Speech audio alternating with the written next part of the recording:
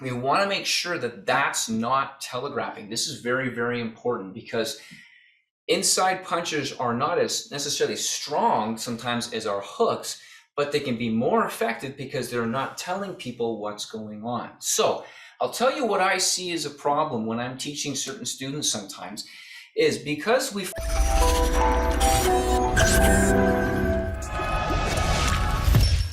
Hello GMAU family, Christopher Connelly here, one of the GMAU Krav Maga instructors.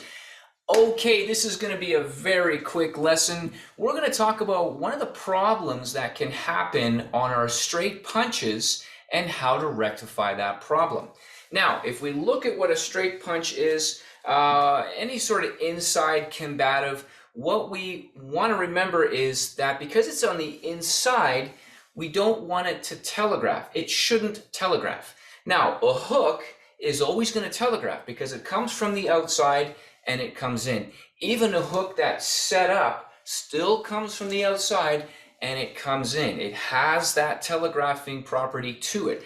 But any sort of inside combative, whether we're talking about an open palm strike, a straight punch, even a certain kind of dropping hammer fist, we want to make sure that that's not telegraphing. This is very, very important because inside punches are not as necessarily strong sometimes as our hooks, but they can be more effective because they're not telling people what's going on. So I'll tell you what I see as a problem when I'm teaching certain students sometimes is because we focus on rotating that fist and getting those two knuckles out, a lot of times people can get into the habit of lifting up the elbow before they go in that punch position.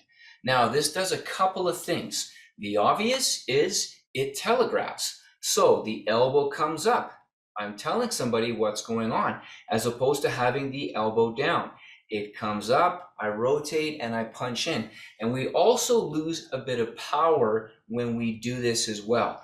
So when you keep it on the inside, you do the opposite two things.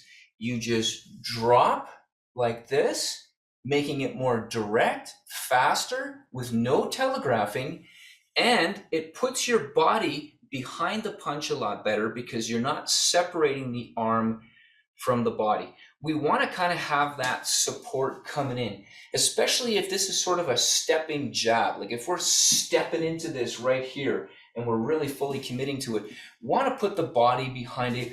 We want to get that shoulder right behind it. Now, what's something we can do to practice this? Well, there's several different things we can do to practice this. One of which I always recommend to all my students is that get in front of a mirror. Go to the bathroom, the change closet, whatever you have, get in front of a mirror and work out your punches slower and make that goal for yourself to not tell somebody what's going on before it happens.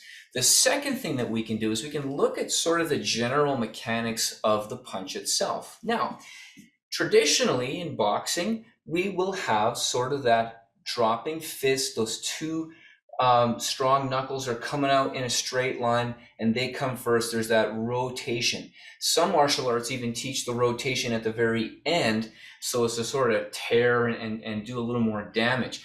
So what I like to try to teach and encourage people to do is rather than rotating here, which raises the elbow, I like to tell people to just keep it on an angle. So I'm bringing these two knuckles out still. They're still coming out at the forefront, letting these weaker ones sit back so I don't get the boxer's fracture. But the angle is not straight on a plane anymore. Because look what happens to my arm as soon as I want to change the angle of that fist. That elbow starts to pop up. I don't want that elbow to pop up. So try this in front of the mirror. Try this when you're training. Just straight and angle, very slight angle. So that way, when you're coming in with these combatives, there's no telegraphing. Boom, that sucker's just shooting straight in, right down the center line where it's supposed to go. All right, everybody, I hope that helps you. Have fun with that one. Do the mirror training, try the angle, and keep training. God bless.